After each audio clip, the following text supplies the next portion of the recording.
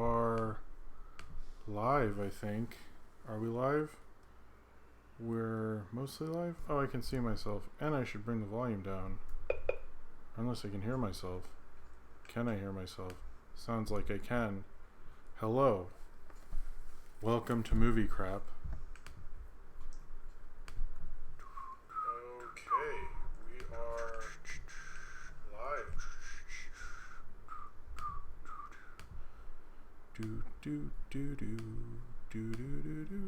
Just sharing it around while I wait for people to get here. We're live. Hello, everybody. Everybody's here on a scale of 2. How much do you like OKKO?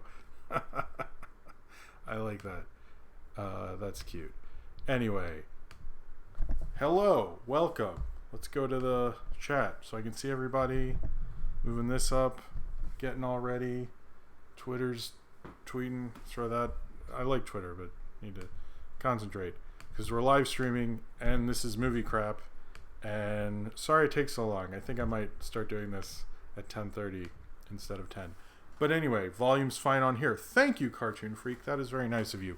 All right, so this is Movie Crap. It is my live streaming movie news show that I do every Saturday night because I do. I don't know. Anyway, this is going to be a bigger than last time show. I guess is the best way to describe it. Because oh, do I have shit? Do I have oh,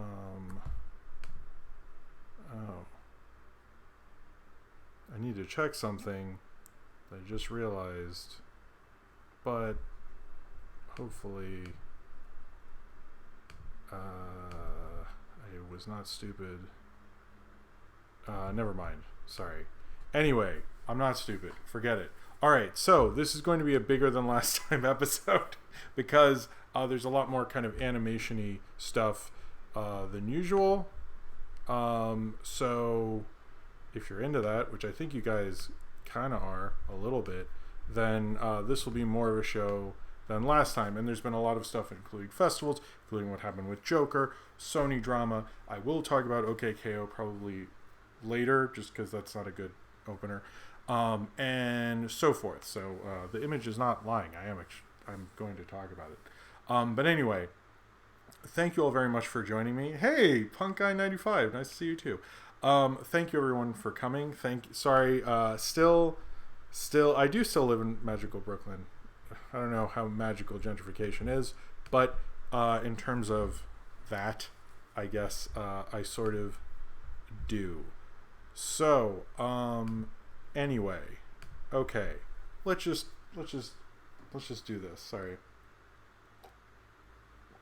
a bit of a crazy night, but anyway, there's lots of movie news to talk about. So let's just get to it. My first thing today, my first story, is about the Invader Zim and Rocko movie getting dumped by Nick. We all kind of knew this, I guess, because we knew they were kind of finished for a while, but the Jonah Vasquez of Invader Zim kind of confirmed this recently in a interview with a blog or something. I don't know, doesn't matter. But point being is that he said in this quote, which is, we had already finished production. Netflix really had no hand in the creation of the thing. Nickelodeon was the intended destination for it, but then there was a lot of changeover that happened in the last couple of months of production at Nickelodeon. Just suddenly everyone that was supportive was no longer present, and I think we just rolled to the finish line in this junkie machine that I think really only crossed the finish line out of sheer neglect by the end of it. So I think we all sort of knew this. It was kind of never confirmed because it seemed like they were dumped.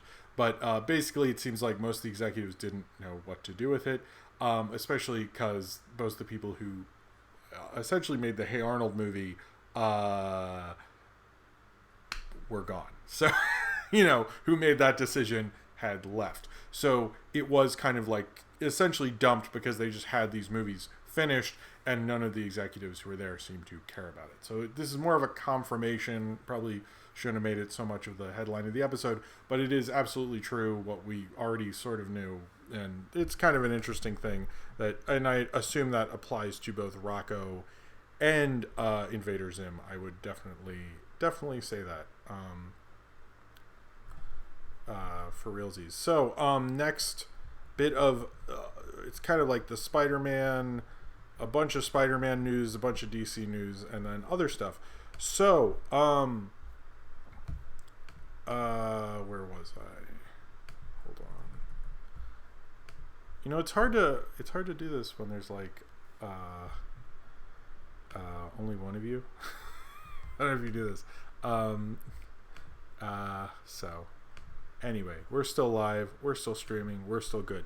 So in terms of the Spider-Man Sony drama, which continues to be kind of not moving anywhere, I'm just going to update you and tell you like my take on what's exactly going on. So the first thing, obviously, the first thing is less about the drama and more about just Spider-Man in general, and that is the Far From Home extra footage that was in theaters is going to be released as sort of a short. There was kind of a thing on what Spider-Man's been doing in the city that was completely cut out of the movie. And then I think they re-edited that one scene that was part of another thing or something. It's confusing. It's going to be on the Blu-ray. It seems like when you get these special editions in theaters, like they don't actually know what to do with them in terms of home entertainment. So it might be different on the Blu-ray from what I'm hearing. But in terms of the Sony Spider-Man Marvel nonsense, Tom Holland had said he thinks Spider-Man is in safe hands with Sony. Which sure, of course he would. And then the CEO of Sony, or the head of production or something, basically said that the door is always open with Marvel, and they are always willing to talk about Spider-Man, and Spider-Man has a long life, and they can come back to it, and they were fine before Marvel.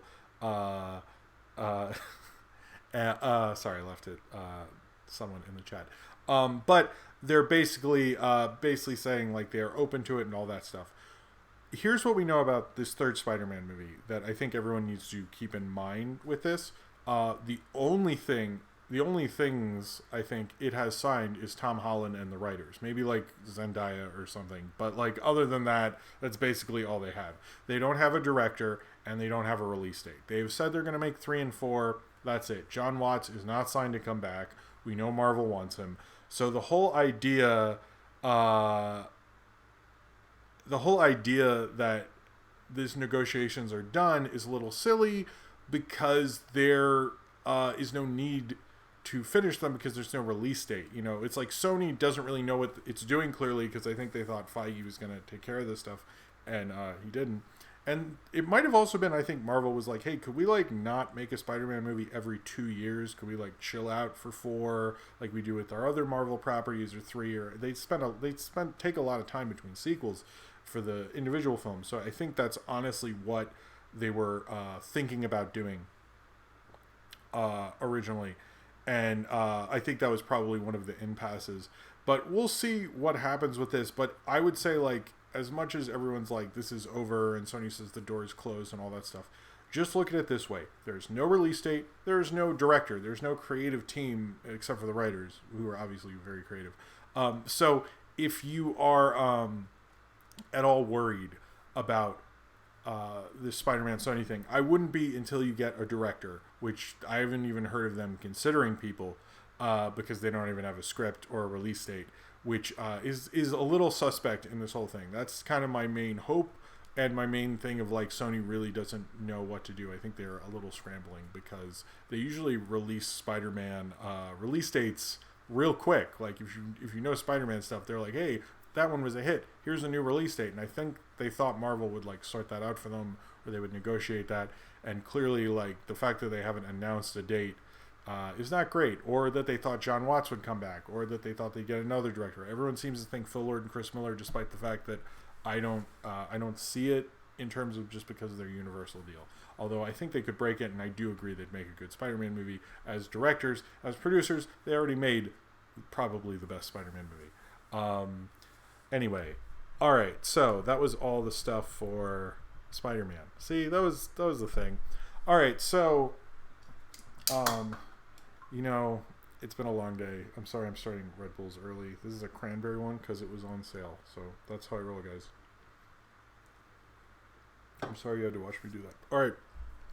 So let's just go through some DC stuff. So there was an exclusive trailer, in case you didn't know, for Birds of Prey before the movie It. So the weird thing about this trailer is because, I mean, Warner Brothers does this. They did it with Tenet before Hobbs and Shaw. They like kind of doing that stuff. They like having these kind of exclusive trailer things for theatrical. And the Tenet trailer, it was short. It was a short thing. It gave me a kind of explanation of the movie. I got kind of the vibe of basically of the movie or what it was going to do. Birds of Prey, I don't think did that. It was really short. I barely could make out anything because it was cutting really quickly. Like, I could see Margot Robbie as Harley Quinn, but I couldn't really see much else. And it was too quick. And literally someone in the audience said, well, that sucked. And, like, the whole audience laughed. And I don't know what Warner Brothers was thinking. Like, I get the strategy of releasing these trailers is really cool, actually. I really like it because it honestly, like, you know, I'm someone who makes content. I'll be real with you guys. And I was like, oh, I'll see it, and I'm seeing this Birds of Prey thing. I can talk about it on Movie Crap, and that's another thing that's, like, you know, a thing to do, I guess. I don't know. And especially if you're working for an outlet or something, you'll just go, oh, we can do this extra thing, and so forth. So, I think that they sort of screwed up because It Chapter 2 is going to probably make $100 million this weekend. I know it might make less than the next It movie, but I don't really talk about box office on here because it's Saturday and things can change. But I think that was a bad idea, and I've noticed like that and Rise of Skywalker are two movies where it's like, gear up the campaigns, guys. Like, I expected a really quick trailer, but I didn't expect it to, like, sorry, I didn't expect it to suck so bad. So if I don't know what they really thought about all of that.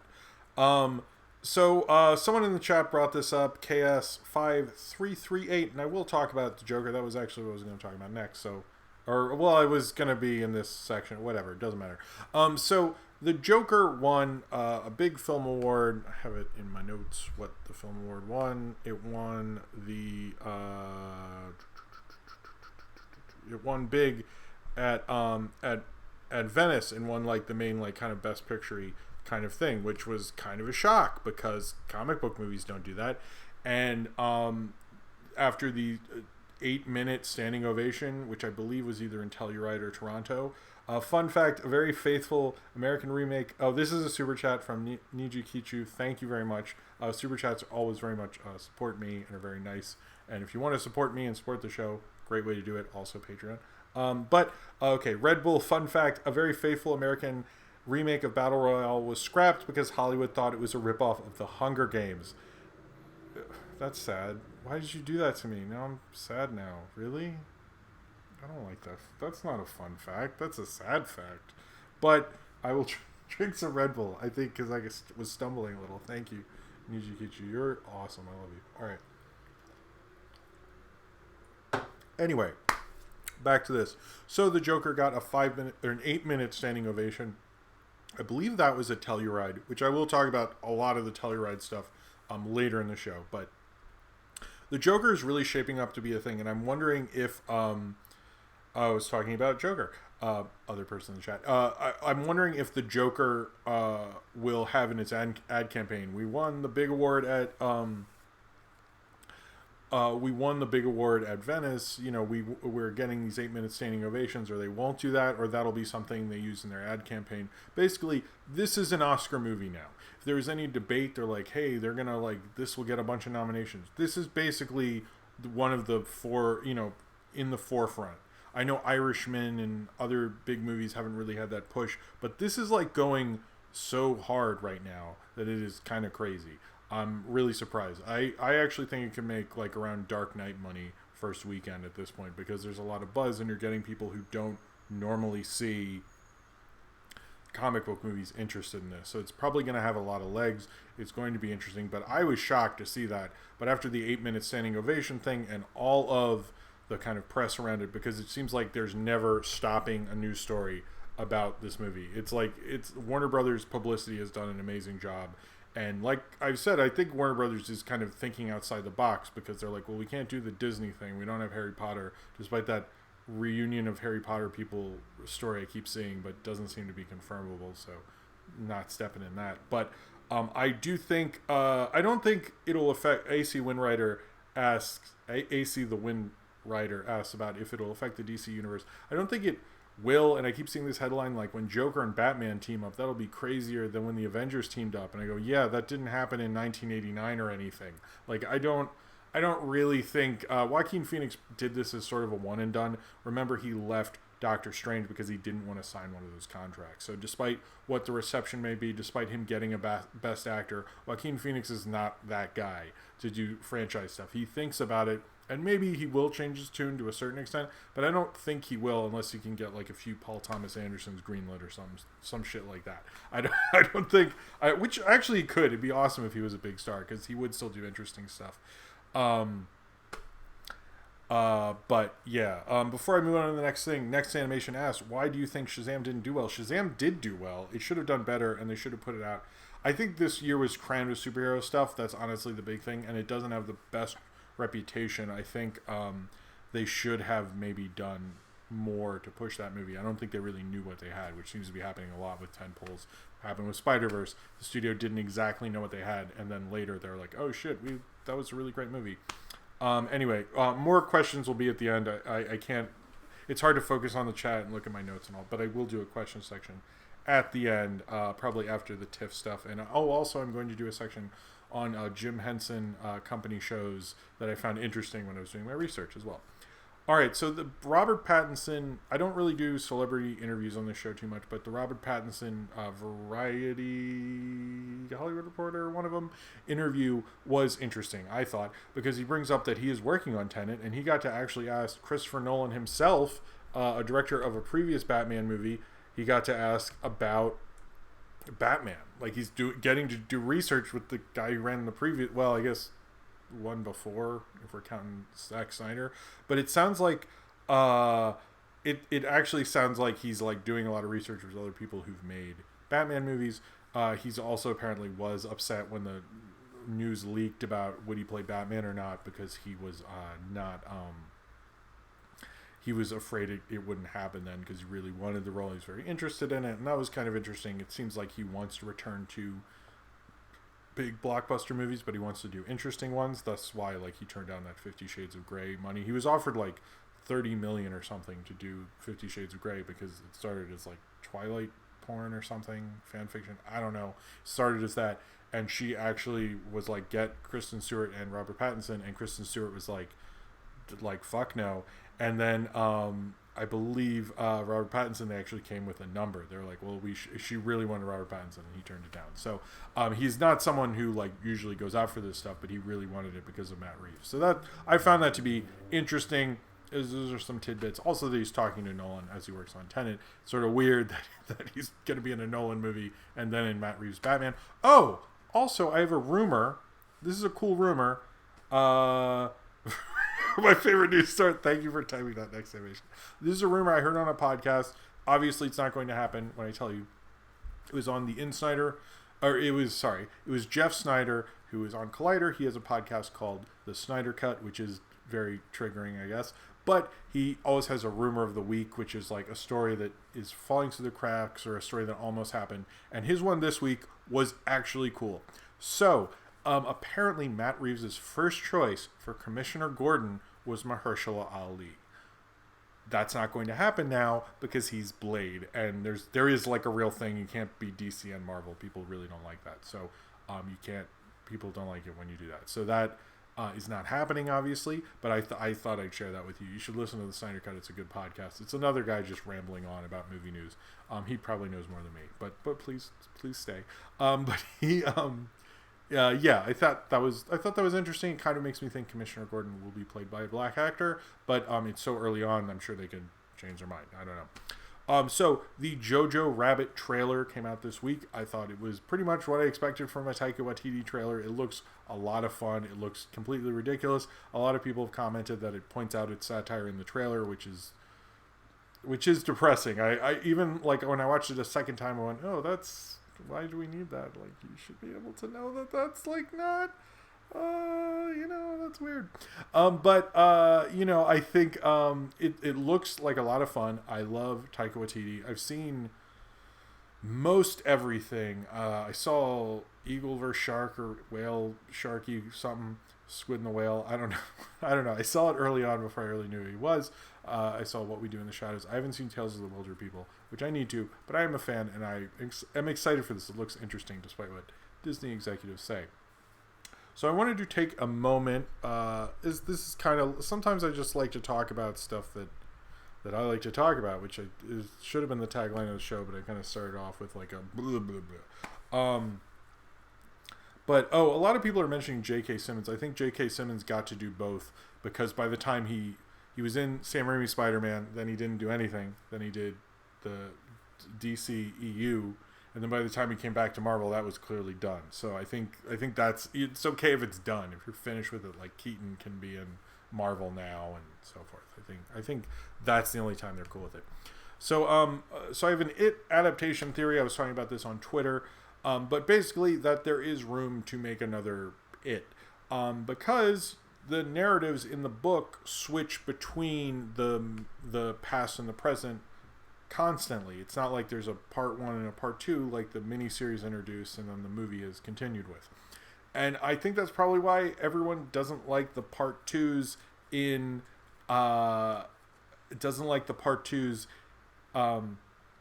in It, like either the 1991 or this one, is because it like shouldn't be that way, and you're kind of showing like what the weaker part of, like, they're supposed to be together. I've never read the book.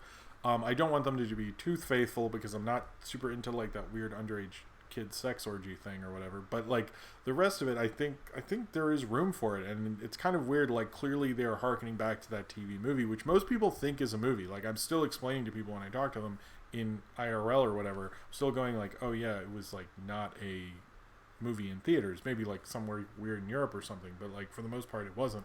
It's just because it had a pretty substantial VHS release and most people saw it at Blockbuster and went, oh, I'm a kid who doesn't know much, this is a movie. But yeah, I think there is room for it, and I think honestly it really should have been that way. I don't understand like what was the point of doing it this way. In a lot of ways it was fun, but like I think we really should make the faithful adaptation of it, not right away because we just got like 2 of these fucking things, but like in 20 years if someone remade it and they're remaking it that way, I would be all for it. I think that needs to be done. Like, let's see, that sounds like something that would work in a really cool filmic way. Cary Fukunaga I think would actually be a good choice for that, to be honest. Alright, so apparently Edgar Wright's new movie, which is called The Last Night in Soho, which is going to, it sounds like a 70s kind of horror thing, or influenced by that wrapped production. He just posted on Twitter like the last picture and stuff like that. I just wanted to bring up that Edgar Wright's movie is moving along, and hopefully we'll see it soon. Not like this year, but he wrapped production. It sounded like it went well. I don't know. That's a quick one. There you go. So this next one, well, let's do one and then I'll do 2 like sort of streaming-y things. Nobody paid me for this, but I don't need to. I shouldn't have said that. That's stupid. Anyway, I'm gonna drink this. I ran around a playground today, so I'm a little, and then I picked up Sophie, so it was crazy. Bad joke. All right. So it's got to go. Thank you, Next Animation. You're crazy. All right. People in the chat, you're awesome. I don't think it's a prequel to Black Christmas, but I'm talking about the Black Christmas trailer. I didn't hear that one. So the Rise of the Skywalker plan that J.J. Abrams had apparently has not changed because of The Last Jedi. There's all this stuff that like it basically went from one director to the next, and that's honestly what we all heard from like very trusted sources, but J.J. Abrams was like, nah, that ain't true, son, basically. So it seems like basically like his plan wasn't changed. I don't think he retconned anything. He's basically like, this has always been his plan when he was supposed to do those all 3, and then he didn't because he was sort of a jerk and all that stuff.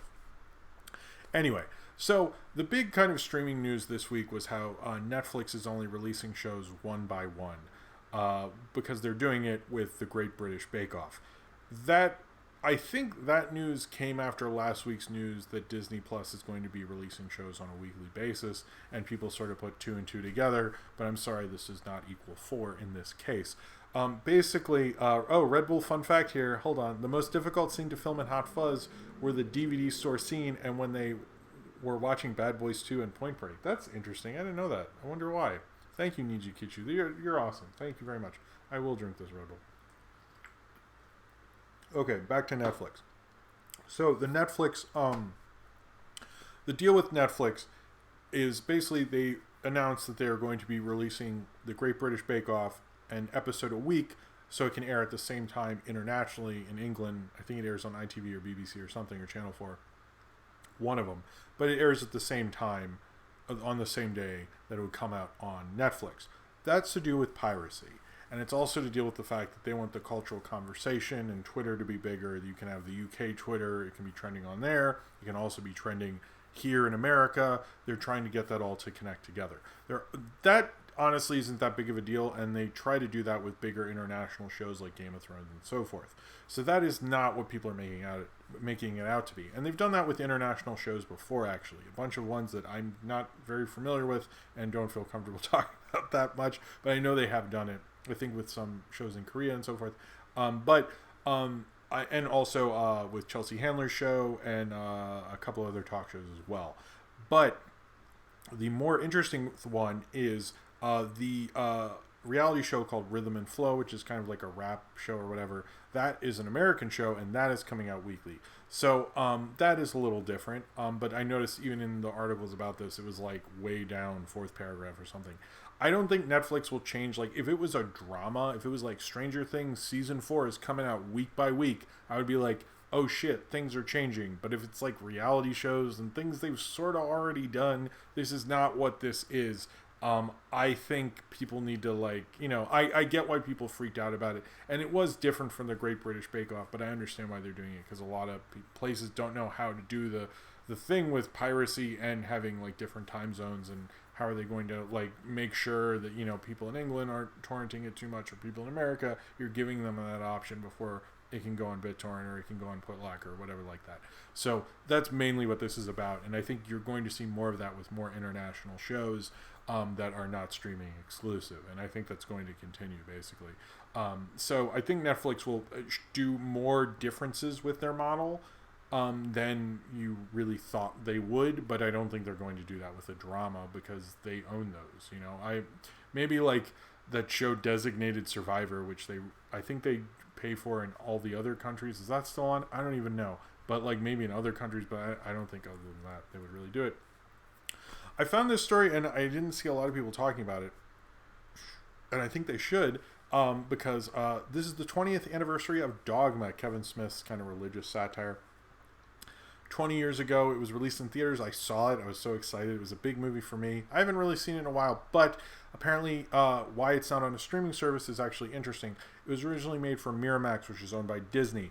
Obviously, Miramax was then sort of absorbed by Disney, and the Weinsteins were fired, and then they made the Weinstein Company, and then there's a lot of other stuff, the Harvey Weinstein scandal, and so forth. But when Miramax... sorry, that I went on a thing there. But when Miramax was making this movie, and Disney said, we're not going to do it, apparently Bob and Harvey Weinstein individually bought the rights of Dogma. So Miramax don't own the rights to Dogma. The Weinsteins themselves personally apparently do, and that's why there hasn't... Apparently when the Weinstein Company was bought, that was not in the assets like a lot of his other movies. So the whole idea, and if you're thinking like, oh, are we going to get, like, will the Weinstein sell it to make a quick buck, streaming rights or so forth? Possibly, but no one's exactly sure where the rights are. They're even sort of guessing what happened with the Weinsteins. But I think that's really sad, because that was a fun movie, and especially with the Ben Affleck, Matt Damon reunion thing that's happening at Fox, which that happened before I started the show, but to fill you in on that, we can pretend that's a story. Basically, it's about a man who left, went overseas, and then his friend sort of raped his wife, and then he comes back and he's going to kill the other guy. Which one is Ben Affleck and Matt Damon? Who knows? I think you can figure it out though. But basically, if that's coming out, there's going to be a lot of, hey, remember Good Will Hunting? And then there'll be more like, hey, remember Dogma? Like, I feel like people will be be thirsty for some Dogma, man. You know, I don't know. I think that's unfortunate. It's one of the Kevin Smith movies I have fond memories of. I wouldn't mind reviewing it. It actually came out. Fun fact: came out the same day as Pokemon, the first movie, and I saw them both that same weekend. True story. All right, so the next story. I'm gonna go. I have a lot of liquids over here. The next story is weird because it is basically it's a weird one. I'm gonna say that Jimbo is trending. I just saw that. Whatever. All right, so sorry, I heard my phone's going off. I don't know if that's about me. I don't know. Anyway, so this next story was weird because I never thought I'd hear about a sequel to this, but they're making a sequel to Tomb Raider with Alicia Vikander because I don't know why, but it is going to have the director Ben Wheatley. I'm not a huge Ben Wheatley fan necessarily. I've only really seen High Rise and was in love with that, but he is definitely an interesting choice.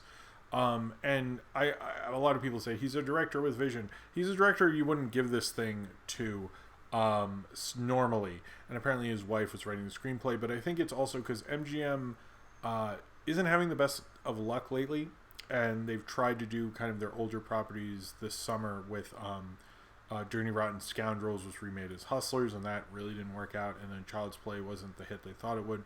So basically they're looking at what properties they have that don't cost that much that they could make some money off a sequel for, and they thought, oh, we could do this. So that's why like a year late, like over a year and a half later, they're announcing this, which is a ridiculous time for a Tomb Raider 2, which nobody wanted. I see people in the chat going, why? And confused. But it's basically MGM is in a bad state. If you ever hear a sequel announced this far, the studio is basically like, we need to make money. What can make us money, please? But I will say, if they're going with Ben Wheatley, I have a little more faith in them as a studio that they're letting him do something like that, because he's just like not someone he's not like the guy who's in line for a Marvel movie. You know what I mean? It's an interesting choice. I'm a little more interested in Tomb Raider 2, but I mean, like, not like extremely. All right, so the next thing is Richard Kelly, who directed Donnie Darko and has sort of been in Director's Dale, I assume, unless he did something like I forgot about or something. I didn't hear in the articles about this. He did Donnie Darko, Southland Tales, and then The Box. And sticking on that Twilight Zone mode, because The Box is a remake of a Twilight Zone thing, in case you didn't know, he is doing a Rod Serling biopic, is what he's directing next. That sounds really cool. I would like Richard Kelly to come back. I'm wondering if he has an interesting twist on the biopic. I think the biopic in general is really stale. If you're wondering who, I think I'm more of a Rocket Man biopic person than a Bohemian Rhapsody person. I'd much rather them have fun with the story. Although, Amadeus is as straight of a biopic as there ever was, and that's definitely one of maybe the greatest biopic ever made, unless, Citizen Kane, which isn't really a biopic, but you know what I mean. I think sounds like a cool thing, and it's cool to hear Richard Kelly's coming back. I kind of thought he was just going to be teaching film somewhere, or crying, or at a convention also crying. I don't know. All right, so the next bit of it, let's do the Black Christmas remake. Okay, so there's the Black Christmas remake. There was previously a Black Christmas remake 13 years ago or so, when there was we were going horror remake crazy. Nobody liked that. But this one is done by Blumhouse. It stars Imogen Poots, who I quite like, actually. I think she's a good actress. And it looks cool. They reveal the twist in the trailer, which is not a great sign.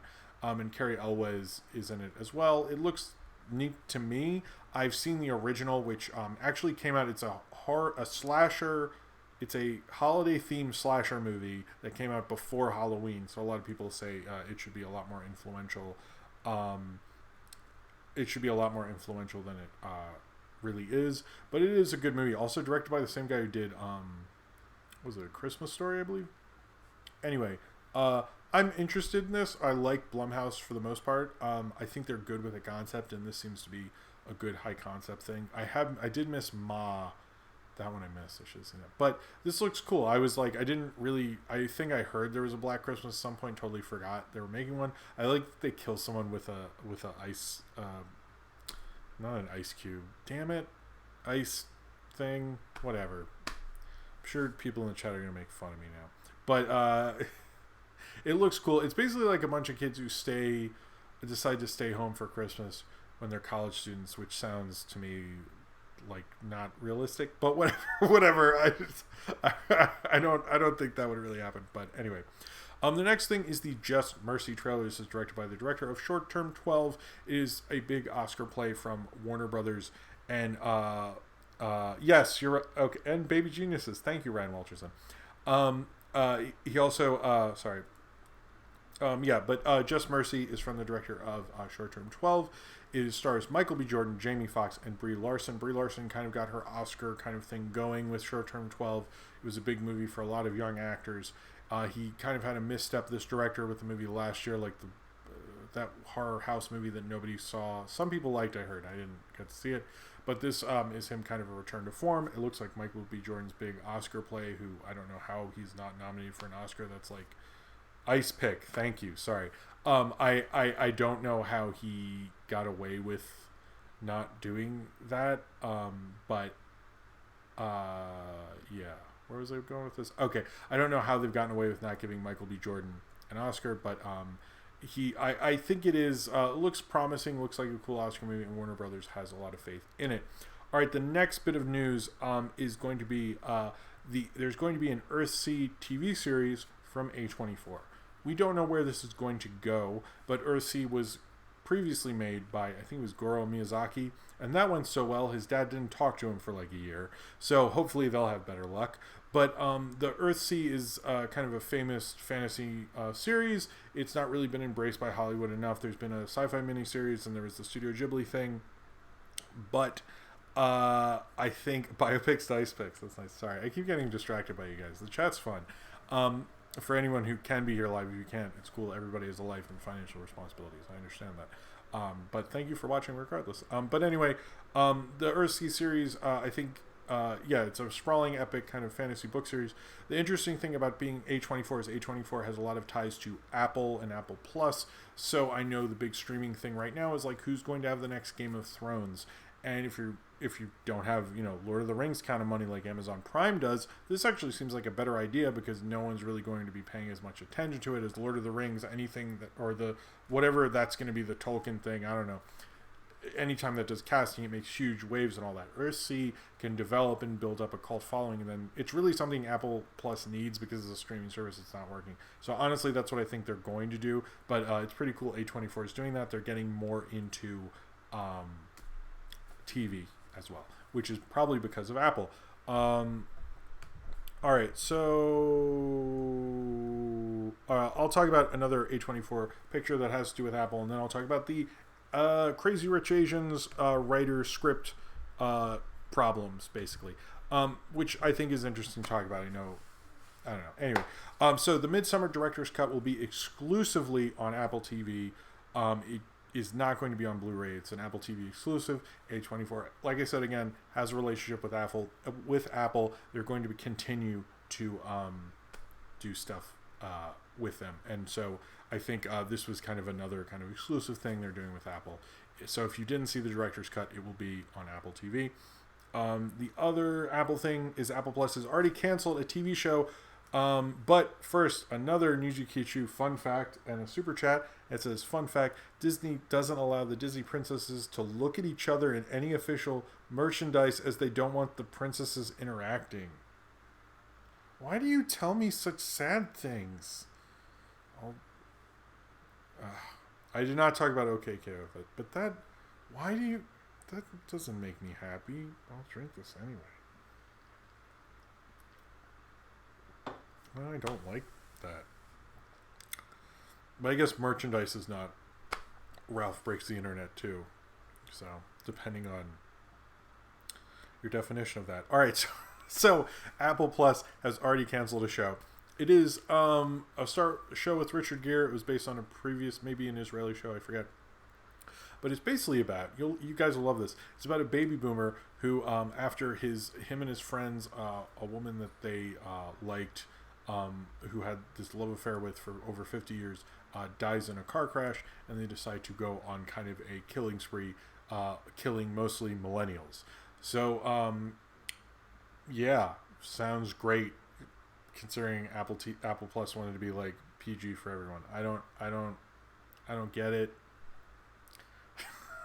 I I don't know. But they canceled that show. Sounds like a good idea. All right, so the Crazy Rich Asians script thing is kind of a big deal in Hollywood, and I wanted to talk about it. And it has a little bit to do with Ray and the Dragon.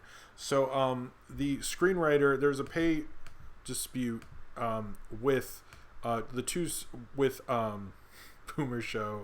Wow, I hate it. You guys are fun.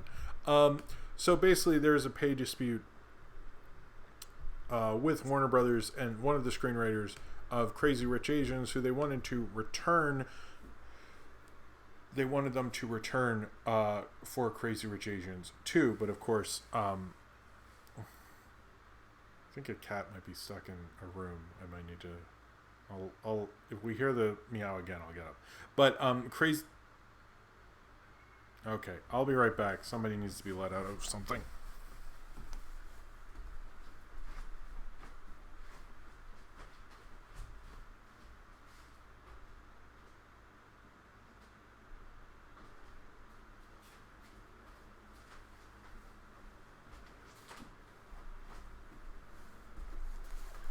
Okay. Sorry about that.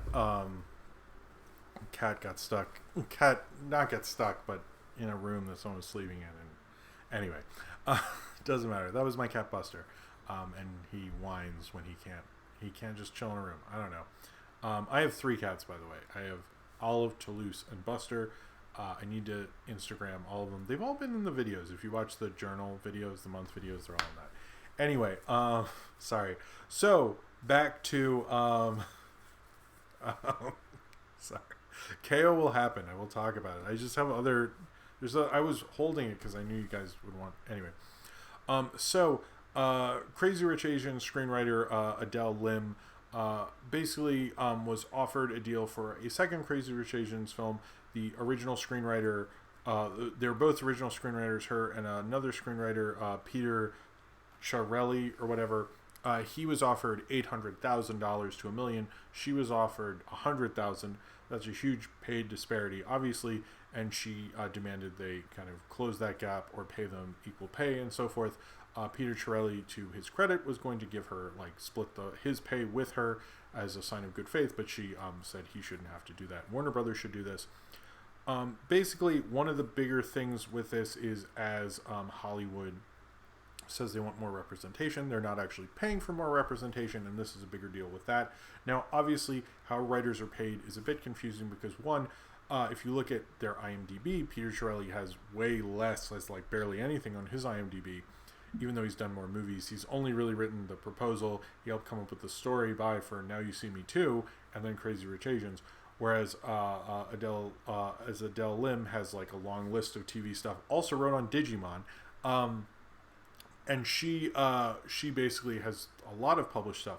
Now the difference is Peter Chiarelli could be a script doctor, or could be brought in a lot when they need someone to punch something up, and so Warner Brothers might have a better relationship with him, and he's helped them out in a lot of tough binds with bigger, high profile stuff. That's a possibility. That is a real possibility, and that wouldn't be on your IMDb at all. That wouldn't be mentioned in any press circles. They really just do that, get paid, and leave, and never get credited for it. So that's true. But regardless, they should have been paying her more, and she apparently has been signed for a 4-year deal with Disney Animation, and she wrote Raya and the Last Dragon. It doesn't sound like she's coming back, but since this is being played off in the press, I think that's pretty. That's not great for Warner Brothers. And apparently, this Crazy Rich Asians sequel, and they want to shoot 2 and 3 back to back, is most definitely going to get delayed because of this. But Peter Chiarelli did write the original first draft of it. I'm also wondering what. It's hard to determine who did more and so forth. I know it's a WGA thing. I'm curious because I know often she was saying that writers of color are brought into a script that's written by a white guy that's going to be about people of color, just to give some kind of authenticity to it and stuff like that, which I think is pretty pathetic and horrible. So I hope that isn't why she was asked to come into this, and I hope maybe she had a major part to do with the screenplay and she should have been paid more. But it sounds like these talks fell apart 7 months ago. We just found out about them now. So I don't think it's going to go anywhere, but I thought I would just bring that up. Sorry if that was long. I know it was like a big story this week. Anyway, so the next thing is Bad Boys. I hear music somewhere. Anyway, the Bad Boys for Life trailer came out. This is the reunion of I'm going long. I need to hurry this shit up. The Bad Boys for Life trailer came out. I'm sorry, this is taking so long. The Bad Boys for Life trailer came out this week. It is going to be a January release of Bad Boys. It's Bad Boys 3, but it says 4 in there, which is confusing. Maybe there's a fictional 3 in their universe or something. But Bad Boys for Life is going to come out in January. It looked fun to me. It looked like a fun January movie. It looked like as good as this is going to get. As a dumb sort of January thing, I think it's like the biggest thing coming out that month. It's supposed to come out with that Robert Downey Jr. Dr. Dolittle thing that looks I've heard not good things about, but it looks fine for what it is. It's like a kind of cheap beer, put your feet up kind of movie and forget about your troubles thing. It looks fine. As anything like it's going to be better than the first two, I extremely doubt it. But it looked fun, and I think that's what it needed to be. I was informed this week that Shane Carruth has a new movie called The Dead Center. I didn't see if there's a trailer, and I probably should. It comes out in select theaters on October 11th, and then on Blu-ray on October 22nd. If you don't know who Shane Carruth is, you should see Upstream Color and definitely Primer. And this is a movie I'm very excited about. I'm definitely going to see it. Next up, 2 Brad Pitt stories in a row, weirdly. Brad Pitt confirmed in a New York Times article that there's going to be a Once Upon a Time in Mexico kind of extended TV cut on Netflix. He said he has a bunch more stuff. That was kind of the plan.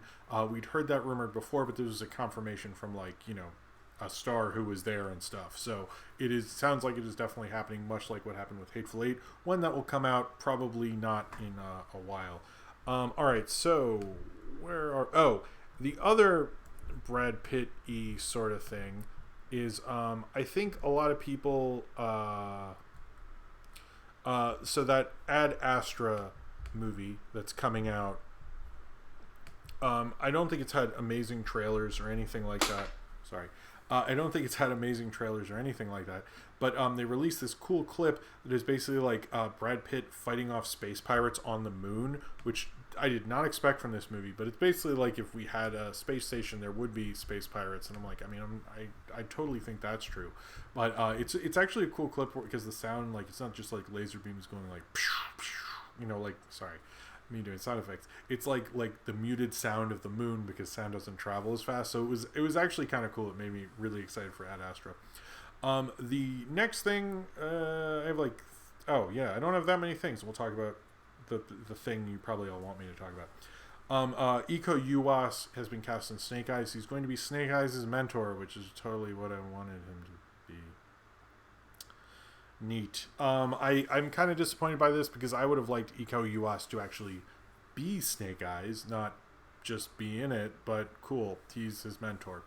Apparently the Purge USA TV show has continued. There's a season 2, and it is going to be the effects of a Purge night on people throughout an entire year. Sounds interesting. I love the Purge movies. I've never watched the show.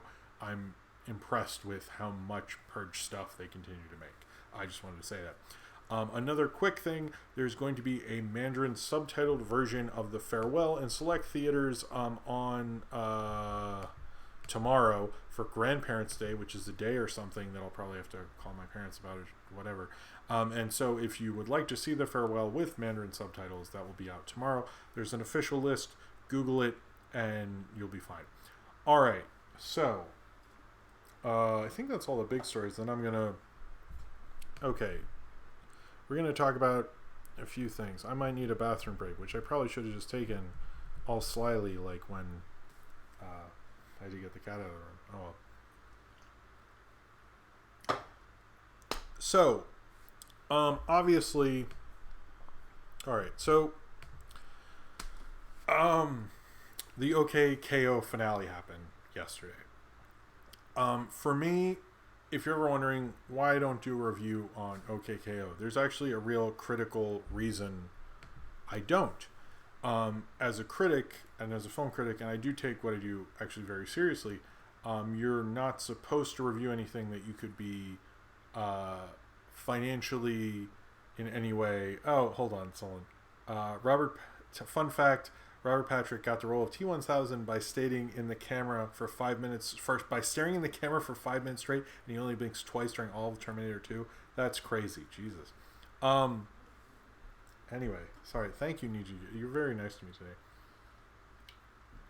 But back to talking about the finale. The main reason I have not reviewed OKKO is because you are not supposed to review something that you could get any financial incentive to. I've never worked on OKKO or anything like that, but obviously I own 50% of Knockforce, and so anything that's said nice about that show would sort of reflect on that a little bit, and I always felt weird about doing that. So that's probably why I wouldn't do a review. It's also weird to make a whole video about that for me personally. A little bit Steven Universe as well. But I thought I could just talk about it on this. This would be a loose kind of review sort of thing. I really liked the, I guess, next to last episode where you see the whole kind of conclusion of the storyline with TKO and his father and everything like that. I thought that was good, and I watched that. And then, the end card, and I go, oh my god, it's over, but what's this other, there's another episode? Like, did they forget about something? And then that last one, I think especially, I'm older, obviously, Ian and I are the same age, but that episode, that really hit me because it often feels like there's not enough time, especially with the kid, with the job, with this, with everything. It always feels like, there's never enough time, and it's hard to enjoy things because everything's rushing, because things are changing so quickly. And it was a good message about kind of life, and I really like that. I've always liked OKKO. It's so much of Ian that I just see it in every episode. The Sonic episode especially. For me, it was more of like seeing a friend accomplish this big thing than it was... than it was Sonic being on OKKO. I mean, it was, but it's different. That show is very different how I perceive it than you would. And I grew up with a lot of the stuff that influences OKKO and the kind of animation, like Sonic's, the Sonic Daily Show, or the Adventures of... No, it's Sonic the Hedgehog, the one that was on every day, the syndicated one. I watch that every day. That's why my brother and I like chili dogs, and that is very... I know, I've asked him, and it was on the Pizza Party thing, and I know he loves that show. Is very influenced by that. So I know all the influences. It hits me and all the nostalgia feels and stuff. I also thought it was a really good show. It's very kinetic and crazy. I've watched it with Sophie. It does feel like a lot of her shows are more hampered down, and this is very much in love of animation. I don't think there's a show that loved animation as much as OKKO.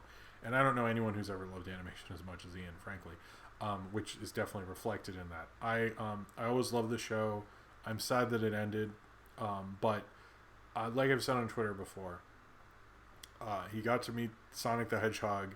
He got a video game. I think that's an accomplishment. Seriously, if I had told him when we were in college and we were working on Knockforce that he made a show and it would do that, I think he'd be more than happy. And I'm very proud of it. Not that I have anything to do with it, but I'm proud of him for it or something. But I thought it was a fantastic show. I loved catching up with it. I'm sure there's episodes I didn't see. I actually did see these episodes on the app, so roundtable, you win this round.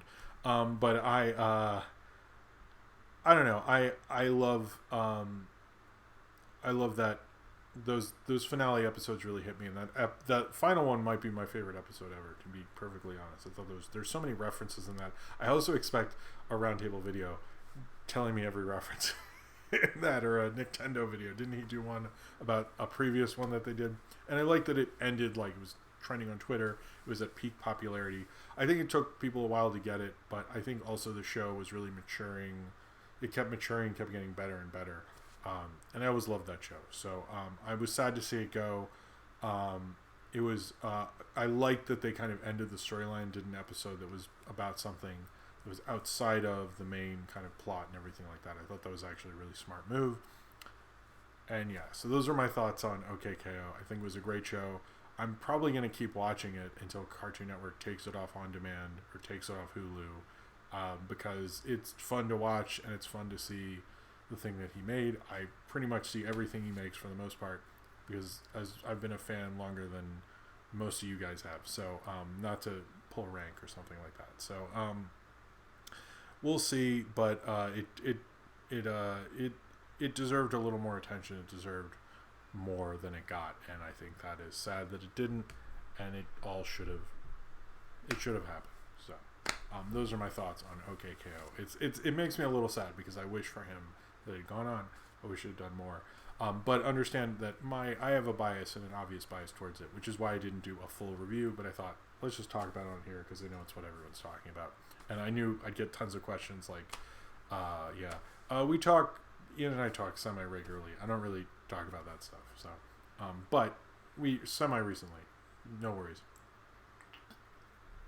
So to switch gears, and Ryan Walterson is in the chat, I'm going to talk about shows that he helped come up with a lot of this list, but I liked a lot of them, and I don't think I understand. I didn't get to look them up as much as I did, but Ryan Walterson helped me make the every show ever list videos, and I feel like he'll chime in the chat. But when I make those lists, I end up looking up a lot of these shows, and then I always find like interesting tidbits, and I always think about them, and I thought, well, instead of just telling my wife or random people like, hey, did you know about like pro athletes or pro stars or whatever from the Deke one, I actually could tell you guys and stuff. So that was my idea. So these are kind of shows that I thought were interesting from that list that I had not really heard of before or just wanted to talk about briefly from the Every Jim Henson Company Show Ever video. You should check that out if you haven't. I think it's a good one, and it shows you how much that company has evolved and changed and gotten better and all that stuff. So anyway, the first one is the Ghosts of Fafner Hall. I hope I said that right. I screwed it up originally. I had to reshoot it. That is a British show that happened while Jim Henson was alive that I'd never heard of before. It looks extremely weird, and I'm very curious what it was. Like, it's just so strange. I should add that Ryan Walterson added a lot of these because I didn't get to, and I agreed with a lot of ones he picked. So, Dog City he put on here, but I agree with, because Dog City I grew up watching on Fox Kids. I really like Dog City. It's an animated one. It's obviously a spinoff from the Jim Henson Hour special thing. I think that one's kind of an interesting one. I remember a joke from it where the lead detective dog in Dog City, someone else is taking all the attention away from him, and the joke was that he was really boring at that point, and there's a shot of the newspaper taking a picture of him and him filing his taxes early, and it was like, whatever his name is files his taxes early. I'm not doing this joke very good justice, but it's pretty funny. It was funny to me. I don't know. Then there is the Animal Show. He put the Animal Show. I actually didn't look that up, so I shouldn't even talk about that. The other one is the Hoobs. I'd never heard of this show. I didn't know Dog City was available on Amazon. Thank you, Ryan. I'd never heard of the Hoobs, but I keep seeing it brought up in tons of comments for this video, which I thought was weird. Another one is the Doozers, which is a spin-off from Fraggle Rock, which no one is really talking about, of the Doozers, obviously, which is on Hulu, I think, in America, and that is a weird one. Then he also put on there No You Shut Up, which was a kind of talk show with Paul F. Tompkins, made by the Jim Henson Company with puppets and everything. It seems like it had a cult following. I'd never heard of it before doing this, and I'm kind of curious why it didn't do that. I didn't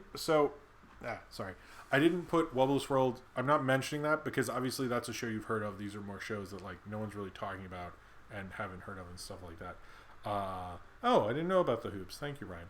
But the final one I want to talk about is one that I'm so surprised, literally no one I've talked to other than Ryan Walterson had even heard of, and that's Julie's Green Room. It is a show made by the Jim Henson Company with Julie Andrews on Netflix. It's how that, we should all have heard of that, right? I don't know how anyone hadn't. I did watch one with Sophie. My main criticism of Julie's Green Room is that it plays more like a it plays more like, I don't know, it plays differently because it is about her like having this theater, and she introduces like Idina Menzel, who's like, it was hard to explain to Sophie, like, well, she's the voice of Elsa, and she was like, that's not Elsa, and I'm like, all right, well, whatever. But it plays more for theater people. Julie Andrews has a different energy than someone who's like a younger host, which I sort of liked. It was a good like calm down after dinner kid show. If you ever need a little kid to calm down after dinner, great show for that. But it does have like kind of it has a different energy, which I sort of appreciated, but it's definitely different. I understand why it kind of like fallen through the cracks. I don't think it's going to get a second season from what I've read, but then other people say it is, so I don't know. But I appreciate it for what it is. It's kind of its own unique, kind of weird thing. Anyway, those were the show. Next time I should do a better job and research them more. I'm sorry, Ryan. Ryan Walterson does an amazing job on every episode ever, every show ever videos, because it's really like he goes through and makes sure in the right order and listens to my pronunciations, and he does a great job. He's a big help on this channel and deserves. He's good to a lot of us, our cartoon cartoon creators, but I know personally for me, he's very good for me. And he should be thanked a million times. He really, if you like those videos, it's Ryan's hard work that makes sure that they get done. All right, I'll stop singing your praise, Ryan. Anyway, I'm going to just do a kind of Oscar, Telluride, Venice, TIFF, all these things, kind of wrap up of a bunch of things of note. I wanted to do all that stuff, and then I'll do 2 Patreon questions, and then we're going to do live chat questions. If you want to do it on Twitter, you can as well. I also wanted to bring up, if there is a news story that you want me to talk about specifically, tweet, just like send it to me on Twitter, however many different ways there are to connect to me. Message me, DM me, send me a message on, I don't know, I guess it's just Twitter basically. You can just tweet it at me, go, hey, why haven't you talked about this? Could you talk about this? You don't need to do it if it's like a major story, but if it's a smaller one no one's talking about, I would appreciate it, because I like to talk about different stories. Like, I don't think the dogma thing anyone had heard of, so it makes the show better. So if you ever want to do that. Maybe I should have talked about Bratz and the Lost Nebula. I don't know. Anyway, so we talked about Joker Venice thing earlier, so that happened. Rewind this or something. I don't know. So one of the big movies is a Bong Joon-ho movie called Parasite. It's looking like that's a lock for what was once best foreign film, now is best international film. And also a lot of people bring up, since they opened up Academy votership, that a lot of people thought that would mean more like diversity in terms of American diversity, but apparently it's worked in a different way, where they're getting more international voters. What happened with Cold War last year is probably going to happen again this year, they're saying. That's what everyone's saying, I guess, and they're saying Parasite might be that movie, so he might get a Best Director nomination and things like that. I think that would be cool, and it helps because a movie like Cold War got a huge push and got in a lot more theaters, and that's a movie that just does not get that in America. So that's kind of one of the things I like about the Oscars, is a movie getting a big push from it that like otherwise like people wouldn't see, and I think that's really cool. I hope it's that movie. I'm excited for Parasite. It won like the Palme d'Or at Cannes. It's like killing it at all these festivals, but it's a big international movie. I don't know if that'll matter as much for that. Also, I want to bring up, so if you don't love me talking about the Oscars and aren't into that, I like to talk about it a little bit, but some weeks there's like just a little tidbits. This is just a big rundown of a ton of shit, because there's all the big festivals that are kind of like the gearing up of the season happens, so there'll never be a section like this, most likely. I will talk about the Oscars, but that'll be in February, the nominations and so forth. But the Oscars actually happen on February 9th, which is early in February instead of later in February like they normally do. So if you hate Oscar season and all that crap, you have like 3 weeks less of it this year, so be thankful. The Marriage Story, which is the other big movie from Netflix that they're pushing, it's a Noah Baumbach film. It's based on his divorce from Jennifer Jason Leigh, and it stars I was about to screw that up. It stars Scarlett Johansson and Adam Driver. And yeah, that's Netflix's other big movie they're really pushing. They're pushing that and The Irishman. They have like a crazy slate this year in terms of Oscar stuff, so expect a lot of stuff from them. Adam Driver's having a big year. This and whatever this Scott Z. Burns movie I talked about previously, that now I'm forgetting the name. I think it's The Report. So I'd say he's getting a Best Actor nomination. He's definitely like going to be pushing a lot. That, and with Rise of the Skywalker, it's going to be a crazy Adam Driver one. Uncut Gems, which is the the Safdie brothers movie starring Adam Sandler. That I'm hearing great things about Adam Sandler. It sounds like a really cool movie. I've even heard from other people who worked on it. They said it's an amazing film and Adam Sandler gives a great performance. I would love to see that. It's interesting. As soon as he signed that next Netflix deal, he did a Noah Baumbach movie last year, which I didn't see regrettably. And now he's doing a Safdie Brothers movie. Like, he's just freed himself. You know, he does a lot of bullshit that I'll never see in my whole life, but he's actually doing interesting stuff, which I think is cool. Renee Zellweger in the Judy Garland biopic, she's kind of making a comeback. She's been doing a lot of press for that, so expect that to be a big thing. I have Ford v Ferrari, or Ford versus Ferrari, or whatever it is. That continues to build buzz. The other thing about that movie is you have Matt Damon building a lot of buzz, as well as Christian Bale. But I've heard a lot more about Matt Damon, frankly. The Two Popes, which is actually directed by the director of City of God, which I haven't heard a lot about this director in a while. That's another Netflix thing. He's getting a lot of big buzz that no one expected. That's cool because I like that director. I like the Constant Gardener and City of God quite a lot, actually. I would put at least City of God one of my best movies of last decade. Absolutely. And Constant Gardener maybe in the top 25. It's been a while since I've seen it, so maybe it sucks. Everyone tells me Constant Gardener doesn't hold up, but City of God is genuinely a great movie. After that, we have Waves, which I've been hearing a lot about. Frankly, it's been a lot of buzz, but then it played at Venice. It went over great at Telluride. It went over great at Venice. It kind of got mixed reactions. So we'll see what happens with Waves. I didn't get to see that trailer, which is my fault. The Aeronauts, which there's only a few more, and we'll get to questions. I'm sorry. I just want to bring all these up, and then we'll move on. The Aeronauts, which is a cool trailer. It's from Amazon Prime. It was supposed to go to IMAX. They couldn't work out an IMAX deal, unfortunately. I wish that it was, because you see the trailer, it's a really cool blimp movie basically, and it kind of uses the whole scope of it. I actually like flight movies, especially on a big screen. William Wellman, who's a director I did 80 reviews of, a classic Hollywood director. You can look up that series. It's a great series I did. It was fun to do. I shouldn't call it great. That made me sound like a jerk, but it looked cool, and it looked right up my alley, frankly. I kind of wish I could see it on an IMAX screen. If they're not playing on IMAX, I hope they do a large format theater like Dolby Atmos, like the Dolby Theater. Or there's a bunch of large RPX Regal has. I go to Regal a lot, so I know that one. But anyway, I hope it plays at least a large format theater, because I'd like to see that on a big screen. It looks fun, despite the fact that I don't like Eddie Redmayne whatsoever. Finally, two interesting ones. Queen and Slim, which I've heard a lot of cool things about, and I saw it right when I saw the trailer. I was like, I have to see Queen and Slim. It looks really cool. It's about this couple who are on a date, basically like a Tinder date, to just kind of have company together. You know, it's like a casual thing.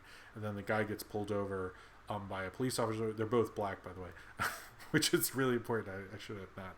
Just anyway. So they get pulled over.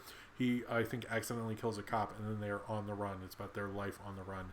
And they're kind of brought together through these circumstances. It looks really cool. I like Daniel Kaluuya is the guy in it. He looks really great. I forget who plays the woman, but just the vibe of it. I really like the trailer.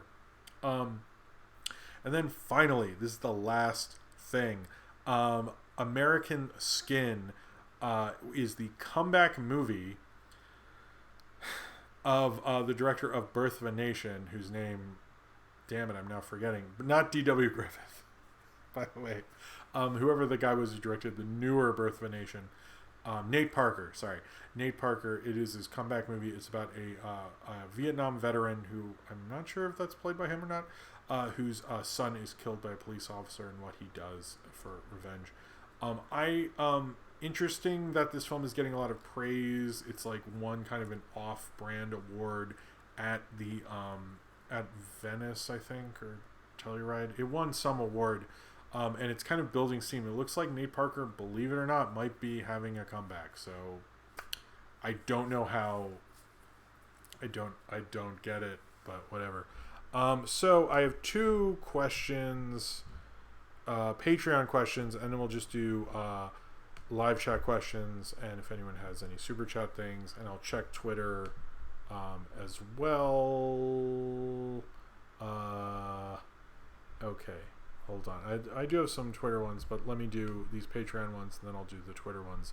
But the chat is fine if you want to ask a question, and you can't make it to the live show and you get this far in the video on YouTube. then just leave a comment below in the comments, and I will try to answer those as well. I usually answer them just right away, but if you say, please read this on the show, I will. If it gets outdated, though, because of news, I won't, because that'd be weird.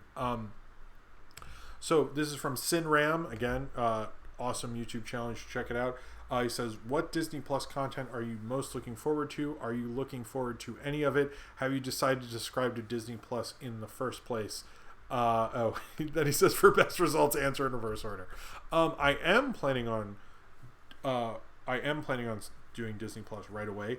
It's mostly because you can download the stuff from the Disney Plus app, and it won't like expire like Netflix does. And if you've ever traveled with a child, you'll understand how much that expiration thing can totally fuck you. And that happened to me once on a trip where I downloaded things 2 days before the trip. I was like, I'm a responsible parent. I got all these shows on my device that this kid can watch, and then they all expired. It was awful. So that I'm excited for. The thing I'm most excited for, Mandalorian, I think I'm very excited for. What If? A lot of the Marvel shows look interesting. I don't know how many of them I'll actually get to watch, since I still haven't watched Dark Crystal, unfortunately. The Dark Crystal show, I watched the movie, duh. And was that all of them? Are there any? I guess the most looking forward to is What If, but Mandalorian right now. And that's, I think I answered that well. All right, William Ellman, I think you asked this last time, but I'll answer it again. Is there any Ingmar Bergman films you feel is underappreciated? I would say The Hour of the Wolf is one, in my opinion. I still say the Fanny Alexander TV cut. I know Autumn Sonata is not appreciated enough, so I'd probably say that. I'm not a huge Bergman aficionado, so there's probably... Oh, I saw The Magic Flute once, and I quite like that. I know that's not like Bergman thing. So... Okay, let's go through these. I'll answer Ryan's because he's Ryan and he's my boy, I guess. I don't know. Will you also be getting HBO Max? I think I definitely will. I don't know. I know that comes out in like March or something. So we'll see. We'll see when it comes out and how much it is and stuff. But I plan to, especially because that's a Soderbergh thing and it's gonna have Sesame Street. So obviously, just for me, no, but for Sophie. Hold on. So this is from Major Mekazawa. What are some of your favorite theater experiences?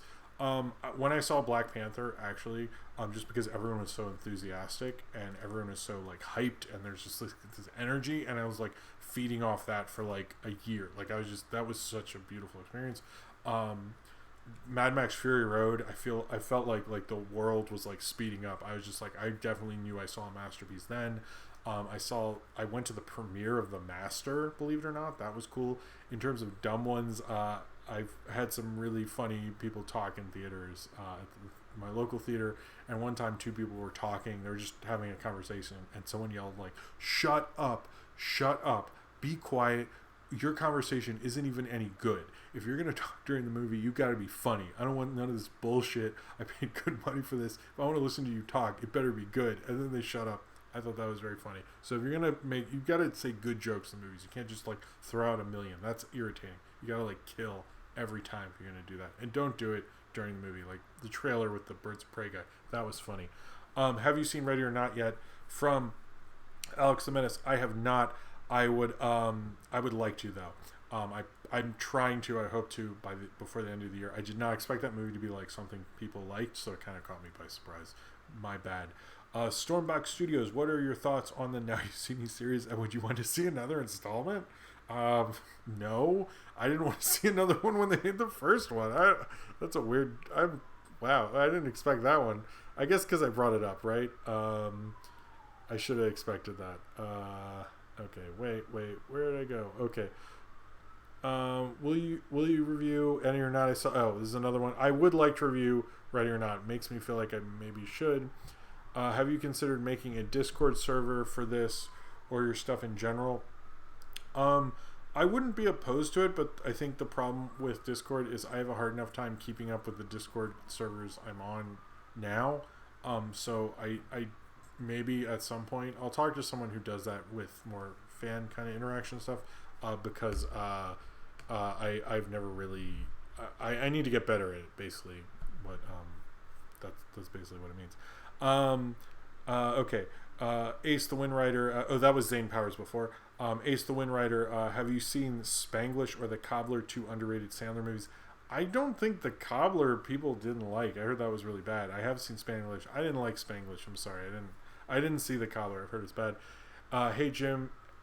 Hey Jim. This is from Sin Suram Satan. Hey Jim, you ever see Spicy City? Since you're a big Bakshi fan, I have not seen. I'm not really a Bakshi fan. I should clear this up. I just find him very interesting. There's certain ones I quite like. I wouldn't say I'm a fan necessarily. I don't want to lie. It's not that I'm embarrassed. I just don't want to lie to you or something like that.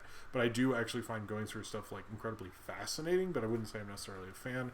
But I've gone into it so much that anytime there's a Bakshi article, I'll read it. So I guess I'm sort of a fan. But anyway, I have not seen Spicy City. I would like to review and see Spicy City at some point. I actually plan on over time reviewing everything Bakshi, and that will probably get done at a certain point. Let's see. Disco Spider Jim, I watched your El Dorado review this week. Still holds up. Thank you. I'm glad it does.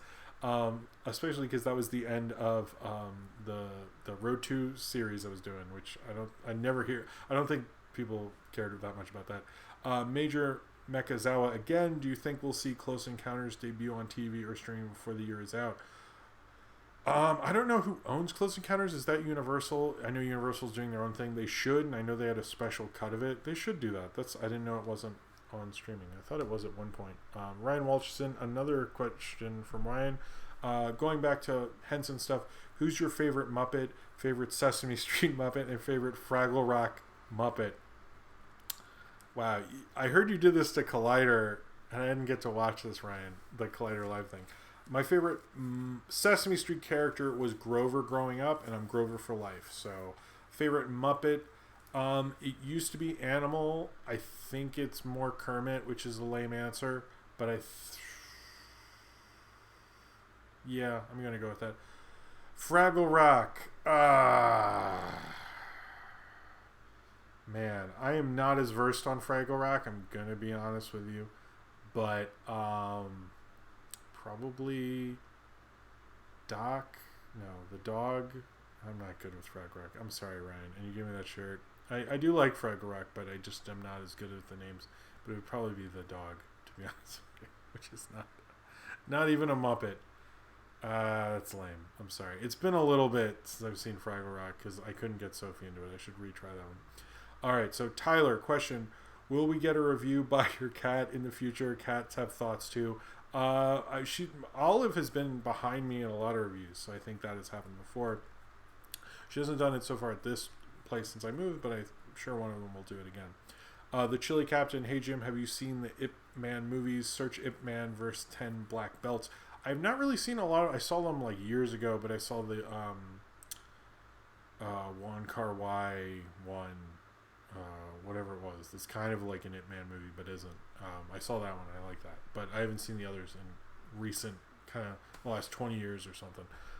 So any ones that have been made around then I haven't. Let's see. Wow, there's a lot of these. Wait, where was I? Shit.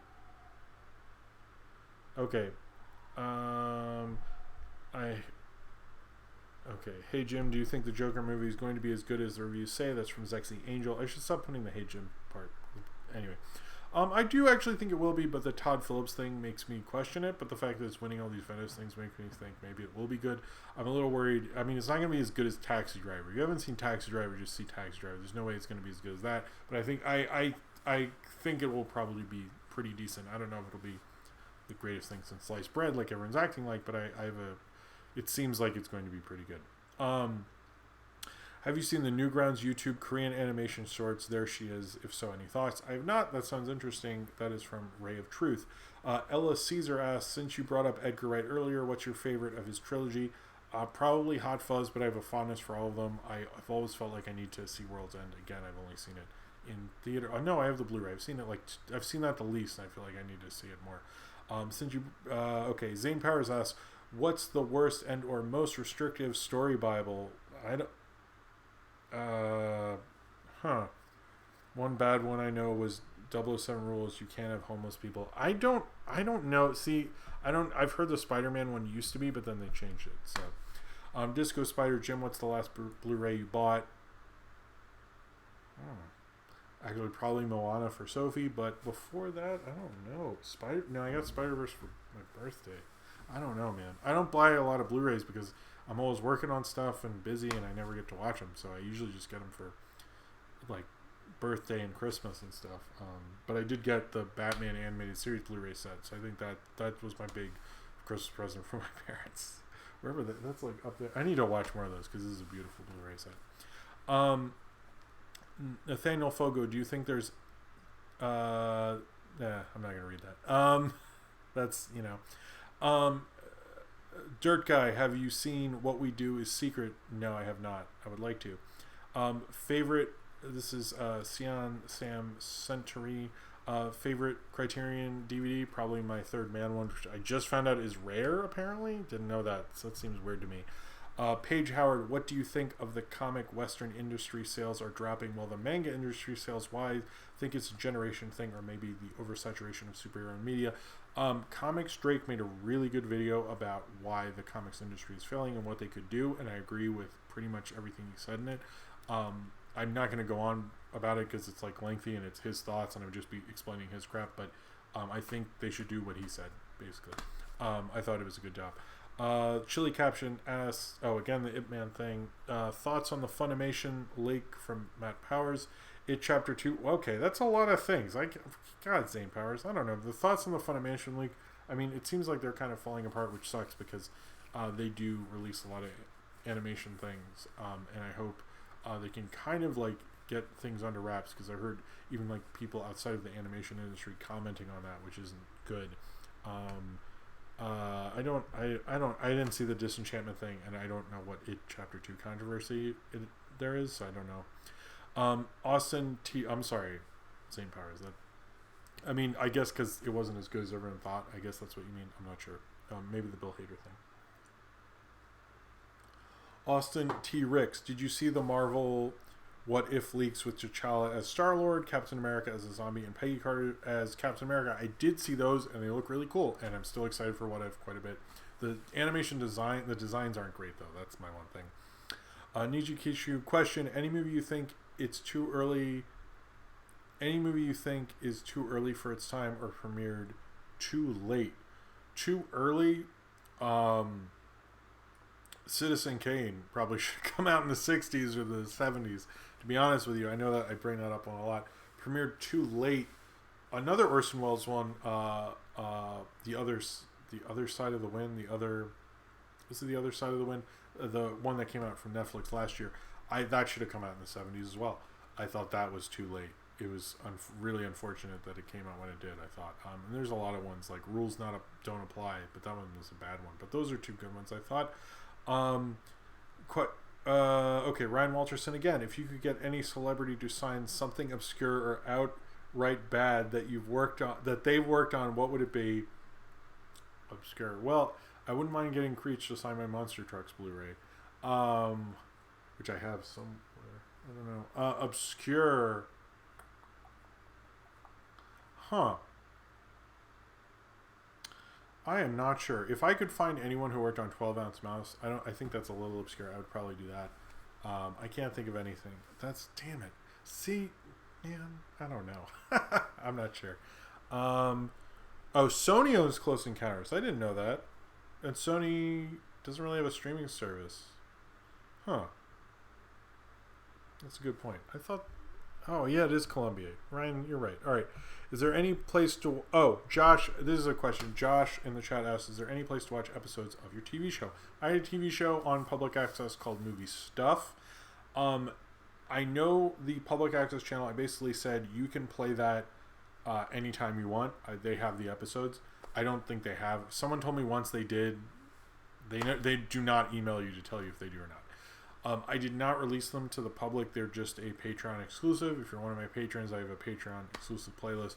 They are all on there. That's pretty much where they're going to be. I'm not trying to like be cheap or something like that.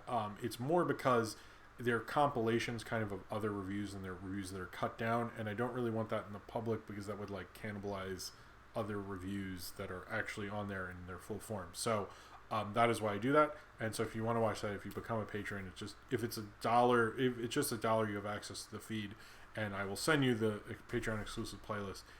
And I think I have a playlist just of those episodes, and you can watch all of them.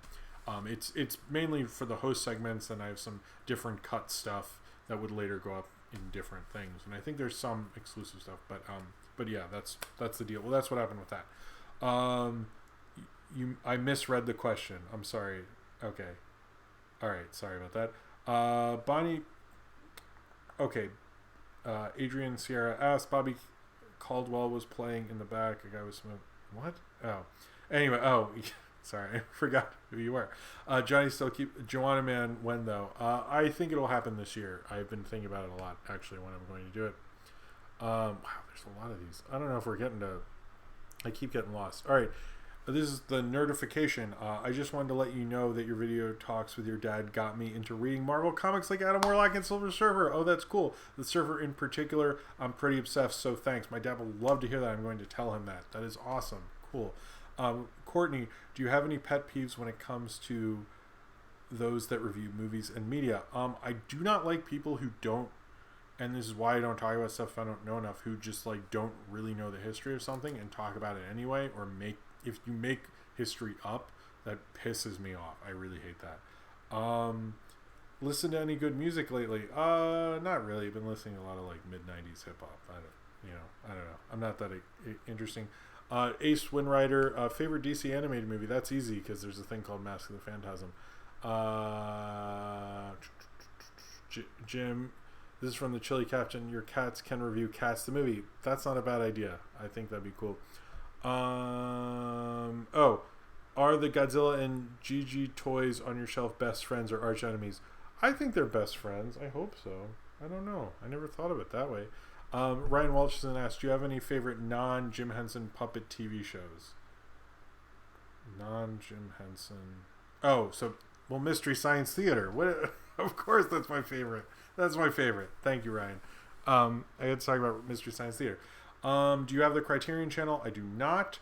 That's from CNN. I'm sorry, I can't ever say your name right. And then I'm getting tired and all that.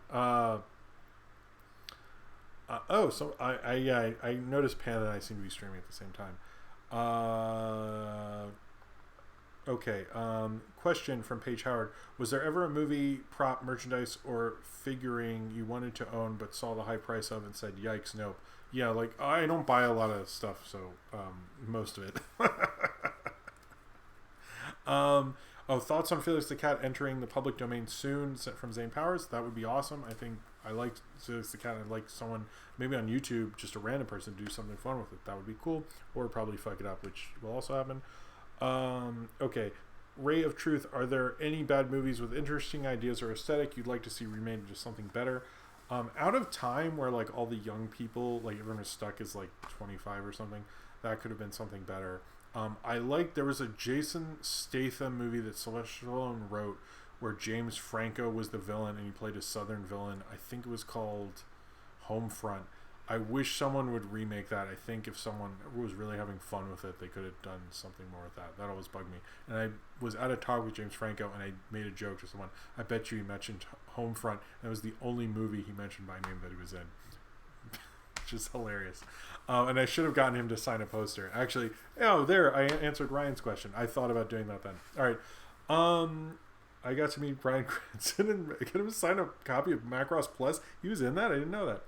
Okay, Sony has Crackle. Crackle barely counts, guys. Come on. Crackle's not making them money. Get those likes up, baby. Thanks. Oh, no. If I'm missing someone, I'm sorry. You said on the podcast one of the things you like about Disney is that they would sell rights not using like Power Rangers. You think Disney would do this? What? You said one of the things you like about Disney is that they would sell rights they're not using like Power Rangers. You think Disney would do the same? I don't think, maybe now because they have too much stuff and they have been selling off things like TV channels and local sports channels they own.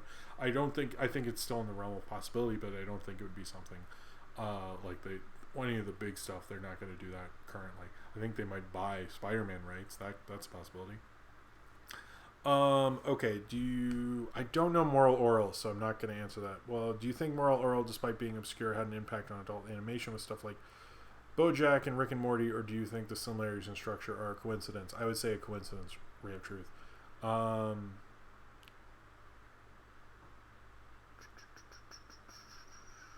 Linkar is a nice guy. I'm getting lost. Sorry, man, I didn't.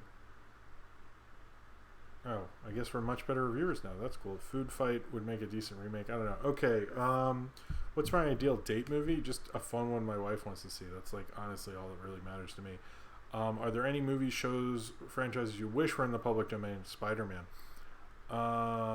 Speaking of which, you got to finish reviewing the rest of season 12 of Mystery Science Theater. Interesting you bring that up because that will be my next video. Hopefully, will be a review of episode 3. I plan to finish season 12 soon, and I'm going to the live show, so you'll get more Mystery Science Theater content shortly. I think that's everything. Is that everybody? Is there anybody you missed? Let me look at Twitter real quick. Don't forget regular show. Too odd for this day because I forgot. In your opinion, how much worse will the incels be at my high school be post Joker? Probably pretty obnoxious. Nathaniel Fogo asked me, do you think this bobblehead Jack Black from Gulliver's Travel kind of looks like you? Because I do. Oh, no, you've asked me that before and I don't, but thank you, I guess. Anyway, all right. So do you have video Phenom Facts Flash, and what do you see? Sometimes, but not a lot. All right, so I think that is it. I think we're done. Sorry, this went on longer than I thought.